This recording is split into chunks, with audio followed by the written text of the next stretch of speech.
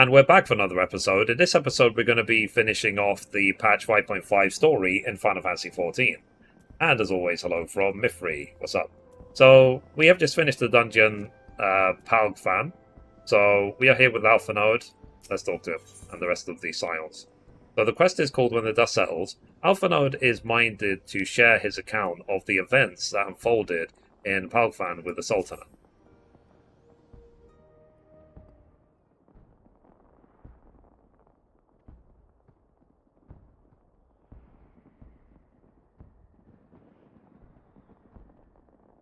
So, standing around here worrying is not going to help matters. Come, we must discuss today's event with Pippin and her grace. Brave Scions.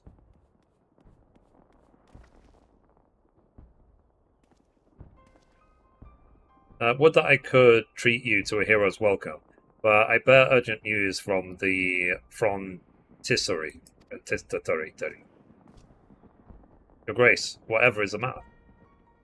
As our troops withdrew from Palgfan, they came upon the two scouts sent to the nearby tower.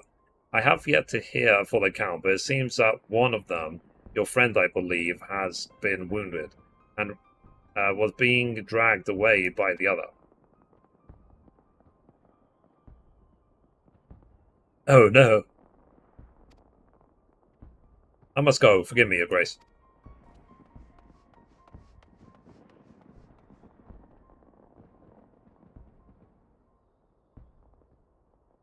Can you tell us all of Arenvale's condition, Your Grace? The wounded scout? Naught save that it is grave. The surgeons tend to him even as we speak. I mean, she didn't say it was Arenvale that got injured. She didn't identify he and she. She just said one of them got injured. So the infirmary must be inundated with the wounded. If all of us go, we'll only get underfoot. Mithrie Istinian, would you mind going after Alpha Node? He may need some support from someone other than me.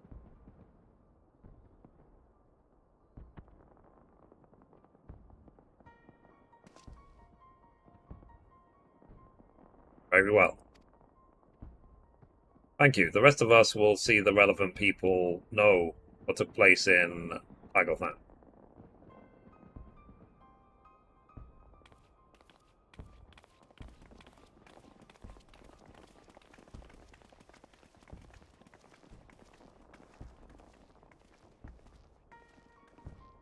On then.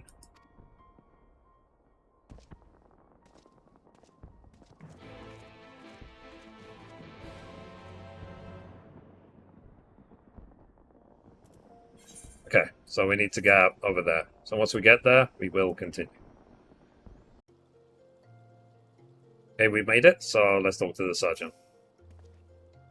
So, another one come to see the lad in silver armor. Master Demeliot is attending to him as we speak. If you be so kind as to wait. What did Master Demeliot say? Tell me his exact words. Alpha Node, this isn't helping. Let the surgeons do their work.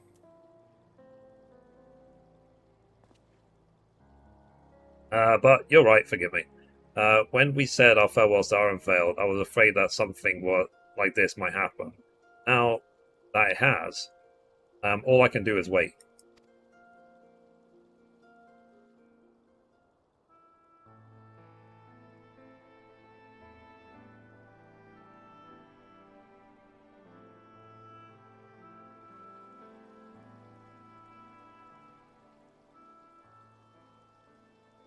Fordola, have you been waiting here all this time?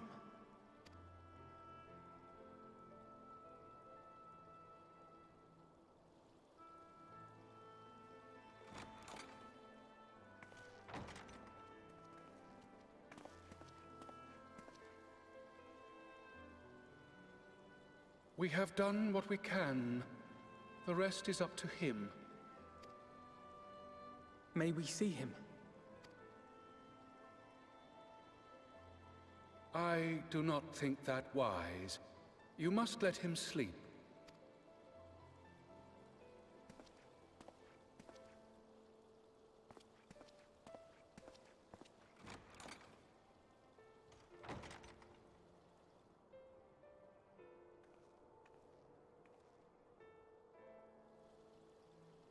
Thank you for bringing him back. He owes you his life. I just wish I had been there. Perhaps, I don't know. Perhaps I could have... Could have what? Got tempered? Don't flatter yourself. You can't save everyone. No one can. Not even the warrior of bloody light. People die all the time, for no good reason. And those who take up the sword die quicker than most. If you're going to shed a tear every time a soldier falls on the battlefield, you'd best stay away. It's no place for the weak of heart. It may be that victory cannot be won without cost. But all life is precious, and I refuse to shrug at its loss.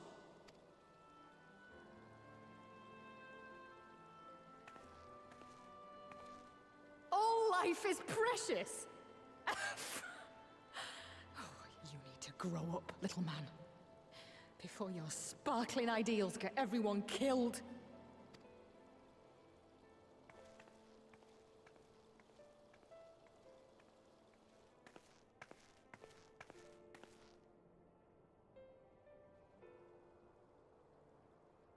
You're right. He is idealistic. But the world idealistic. has more than its fair share of realists, like you and me. It's people like him who dare to dream that things could be better and make it happen against all the odds. They are the ones whose names live on forever. The heroes. The battlefield's littered with would-be heroes. At this rate, you'll lot will be next. And what'll become of your precious dreams then? They'll be gone. Like dust on the wind.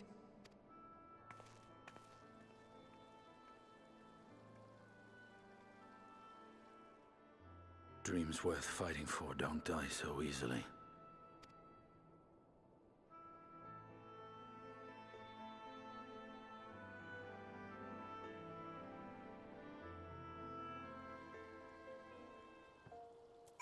Okay. Locked Alpha Node.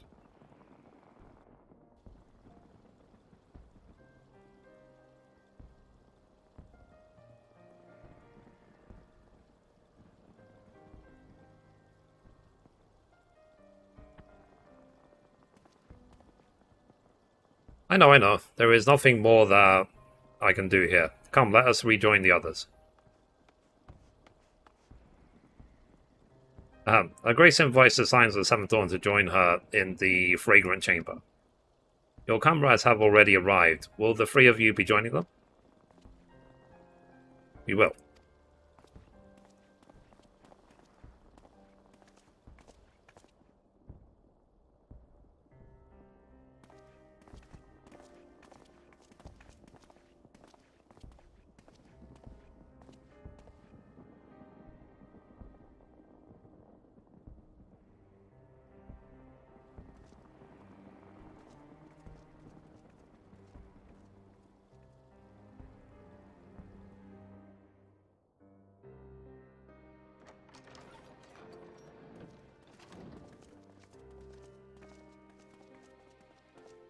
Your Grace, pray forgive us our lateness. Think not of that. I understand a close comrade of yours was wounded in the line of duty. Arenvold. It was at the Alliance's behest that he risked all, and we are grieved to hear of his condition. Rest assured, he will receive the finest care our chirurgeons can provide. On that you have my word. Now, we would share with you the findings of the mission. Pippin, pray relate to our guests the details of Fordola's account.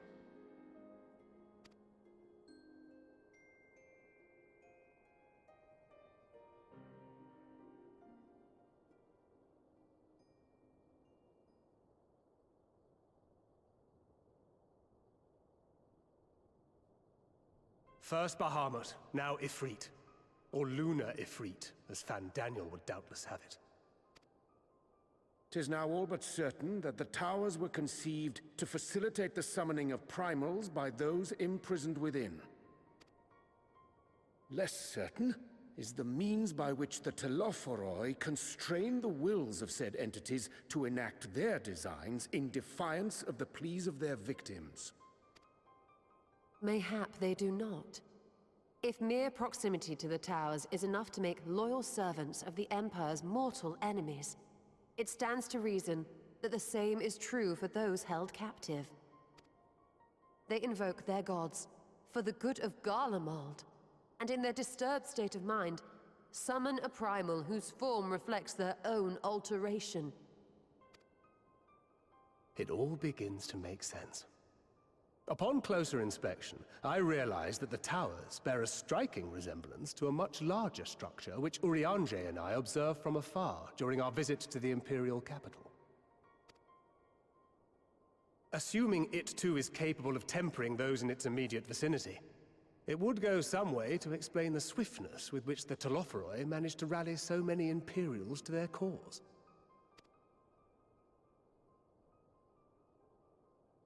While the situation in Garlemald is indeed troubling, I fear we have more immediate concerns.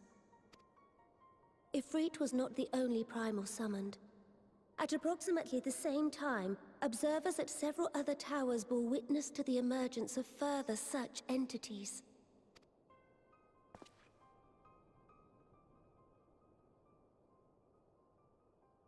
For a blessing, none appear to wield aught approaching the destructive power of Bahamut, and the Grand Companies are moving to deal with the threat even as we speak.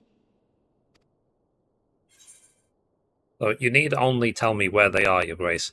The Grand Companies, Your Grace? Is this that wise?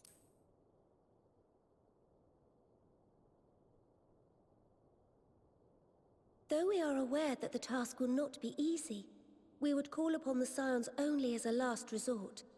Pray, conserve your strength for now. After all, it was not so very long ago that you rid us of Bahamut. On which note, I am pleased to report that our talks with the Amalja have reached an agreeable conclusion. They have pledged their full support to our cause. It is our hope that this historic agreement will encourage other tribes to join us at the negotiating table. And I know that I speak for all of the Allied leaders when I say that we will welcome them with open arms at such time as they do. Of course, this was only made possible by the feats of heroism performed at Paglfan. Moreover, we shall not allow the sacrifices of those fallen in battle to have been made in vain. As hope leads to victory, shall victory lead to a new dawn for Eorzea. May these words ever be our guide, Your Grace.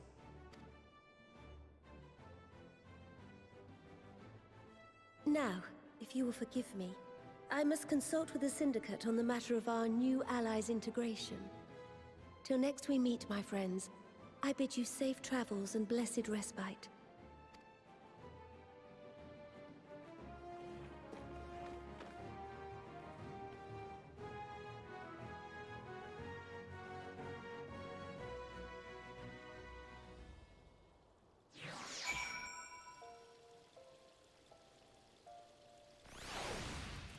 Okay, let's talk to Alice. Right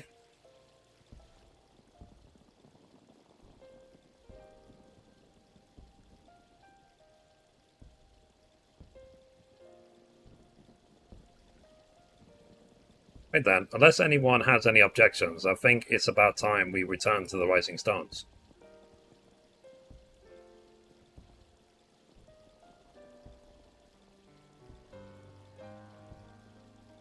That includes you, Alpha Node. Orenfeld is in good hands here.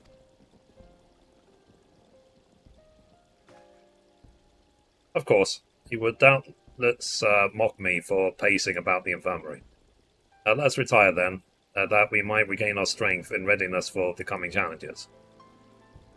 If all are in agreement then, I shall let Krill know to expect us. A hot bath and a hearty meal shouldn't be beyond arranging the time available.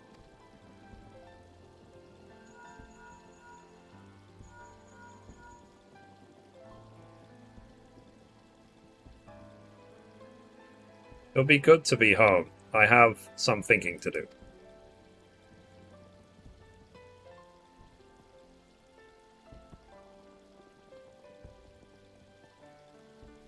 Yes, I'll try asking him. And thank you, I shall look forward to it.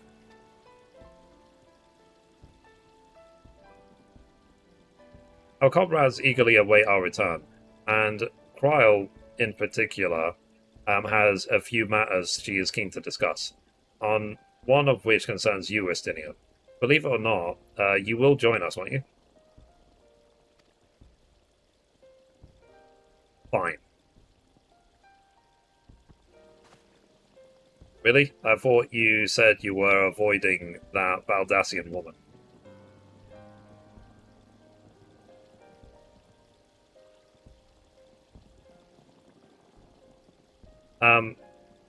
If I refuse, she would only pursue me.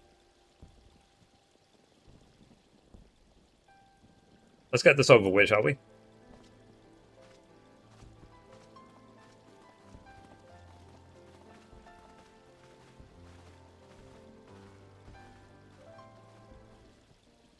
Okay, so we need to now go back to the Rising Stones, and we're done with patch 5.55. Then I believe we just have to do patch 5.55, and then we'll all go up with the story before Endwalker.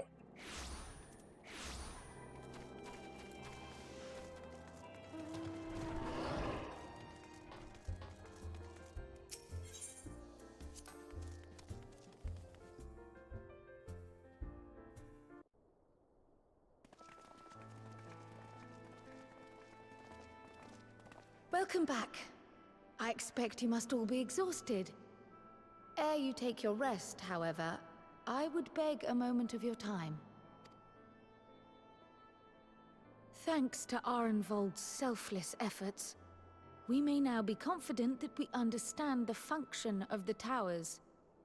But many questions remain regarding the reason for the summonings, and what lurks behind the looming edifice in Garlemald. Until such questions are answered, we will struggle to devise an effective strategy for thwarting the Telophoroi's stated aim. Nothing less than the destruction of this star. And so, given the gravity of the situation, I move that we petition the aid of Sharlayan. 'Tis possible the ancient knowledge preserved within their archives may hide a clue to our enemy's methods. But given Sharlayan's established policy of non-intervention, our former colleagues are not like to aid us in its discovery. Oh, I well remember what they're like. The Forum's barefaced refusal to assist you in the days prior to the calamity must rank as Sharlayan's most shameful act since the Exodus. But were the final days to be reenacted, it would spell doom for us all. Surely even they cannot turn a blind eye to that. I trust we are all of the same mind on this matter. Urgent as it seemed, I took the liberty of petitioning the Alliance for leave to act as Eorzea's emissary, and have since received their blessing. I presume your role as a student of Baldassian will carry some weight with the Forum? One can but hope. If truth be told, our organization has been a shadow of its former self ever since the disappearance of the Isle of Val. But the name does still retain some degree of prestige. I only pray it will be enough. If there are no objections, I shall depart for Sharlayan at once. But before I do, I should also mention the other matter to which I would devote some time during my stay. After hearing what transpired in the first, I began to question the true nature of Hydaelyn's blessing. A topic I have discussed at some length with Y'shtola. We were wondering, when was the last time Hydaelyn spoke to you directly? See, near the end of the Dragonsong War, the day in the Crystarium. I literally can't remember. Is the question truly so vexing? Perhaps you fear I will chastise you for giving the wrong answer. Or was it so long ago that you simply can't remember? Yeah, I can't remember. History shows us that Hydaelyn is able to awaken the echo in her chosen, convey her will directly, and grant the blessing of light. To our knowledge, however, she has not sought to intervene in man's affairs for some considerable time. Might not the explanation for that lie with her choice of champion? Mayhap she is content to trust in her judgment. Mayhaps she is. But following my initial discussion with Kryl, I made inquiries of my own. And as far as I am able to tell, Hydaelyn has not made her will known to anyone. During my time in the First, the Oracle of Light spoke to me through Reen. But that was not the will of Hydaelyn. It was Minfilia herself. Indeed. And while she and Hydaelyn were inextricably linked, Minfilia yet acted of her own volition. A messenger, yes, but one who spoke with her own voice. I wonder, could Hydaelyn's silence suggest the presence of some disruptive force, perhaps? Some obstacle to communication? While I share Urianger's high opinion of your conduct, I see no reason why she would deny you her guidance altogether. Then again, who am I to say? The fact is, we simply don't know. But if the explanation is to be found anywhere, I can think of worse places to look than the archives of Sharlayan, and their research on the Ethereal Sea in particular.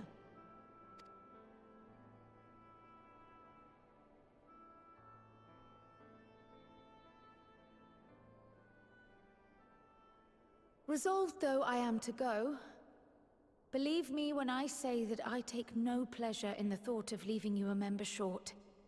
Now of all times. Estinian, we stand on the eve of a struggle that will decide the fate of this star. One in which we Scions may play a telling part, yet we are but few in number.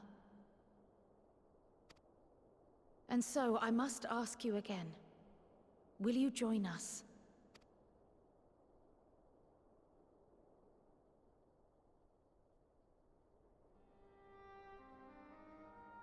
You see the world the way you want it to be.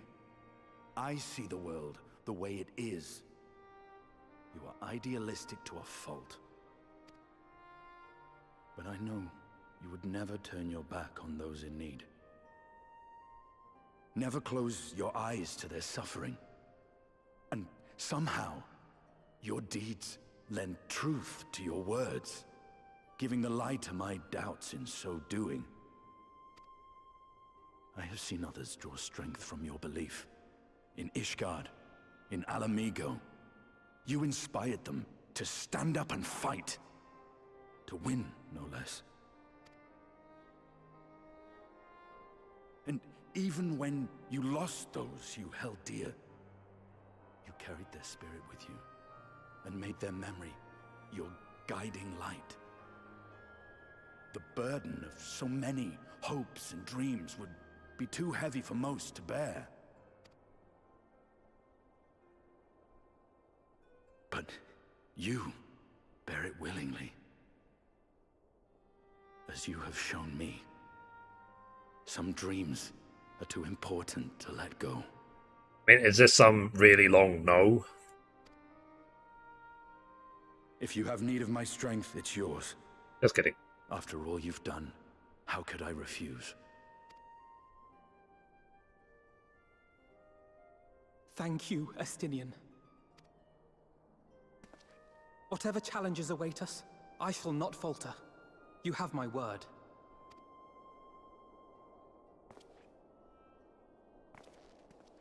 Him trying to smile. And now, I may bid you farewell. Safe in the knowledge that all is as it should be. In this little corner of the world, at least.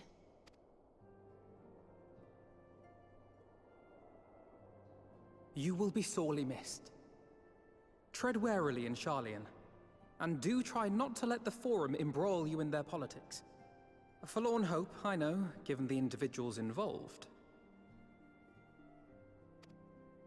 I shall do my very best. Farewell.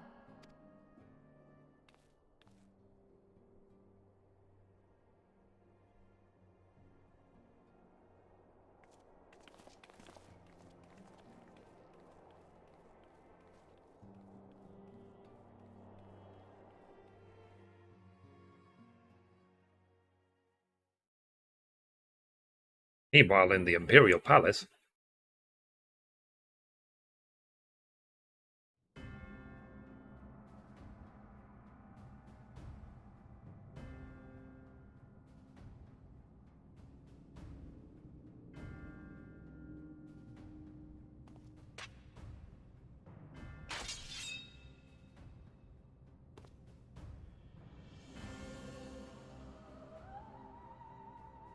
Well, does this one meet with your approval?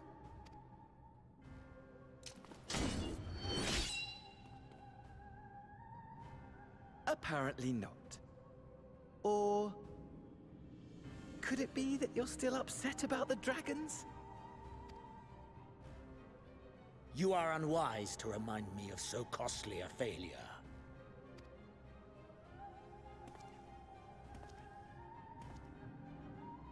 It will not affect our plans, I trust. Oh, hardly at all. Though, admittedly, the chances of us being able to procure any more Mericidian dragons are rather slimmer following Tiamat's reappearance. Oh, but the seeds have been sown, my lord. We have only to wait for them to quicken.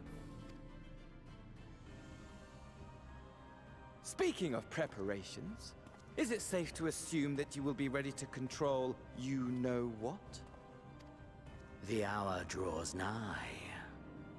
This nation, forged for Ascian ends, will finally prove its worth. A mighty empire, now no more than an instrument of this star's destruction. What a pleasure it will be to put it to use. Which brings me back to our earlier topic. My lord, while I appreciate that it is not an easy decision, it really is past time you chose your weapon. There is one that I have been meaning to test.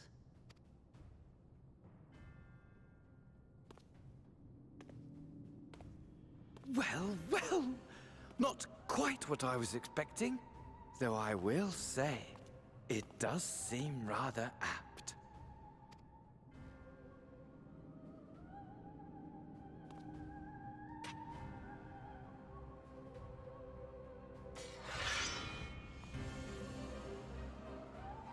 Is he going to test it on his face? Okay, let's talk to Tataru.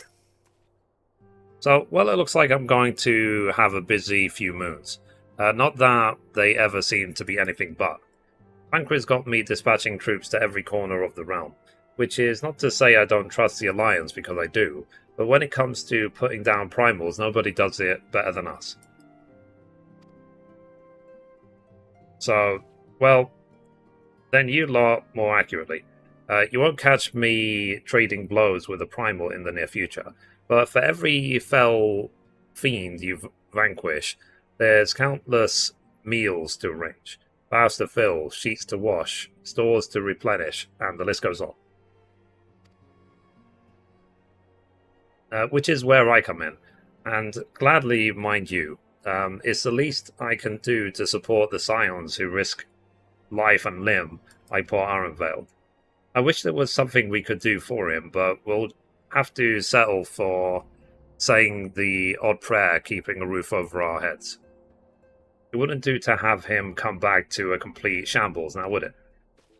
But that's enough of my rambling. Off you go and get some rest. If there's any developments, I promise you'll be the first to know. Cool.